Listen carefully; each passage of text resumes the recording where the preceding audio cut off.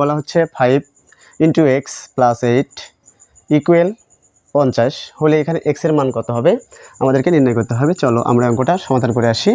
তাহলে আমরা প্রথমে যেহেতু আমার 5 দিয়ে এটা গুণ আকারে আছে, আমরা প্রথমে 5 দিয়ে x কে গুণ করব, এরপরে 5 দিয়ে আমরা এই 8 কে গুণ করব। তাহলে দেখো চলো আমরা করে আসি। তাহলে 5 দিয়ে যদি x কে গুণ করি তাহলে হয় 5x, এরপরে এই 5 দিয়ে যদি 8 কে গুণ করি তাহলে প্লাস 5 × কত 40 ইকুয়াল কত 50। এরপরে দেখো আমরা যদি 5x কে এখানে রাখি 40টা প্লাস আকারে আছে, এটা এভাবে গেলে আমার হয়ে যাবে মাইনাস। তাহলে মাইনাস টাইম করে দিই, তাহলে দেখো 5x ইকুয়াল 50 মাইনাস কত 40। তাহলে বা এখানে 5x এখানে থাকে কত 10।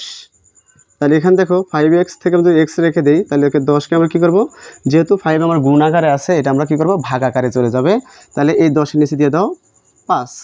তাহলে আমার এখান থেকে কত x, এখান থেকে কাটাকাটি করো তাহলে কত থাকে 2।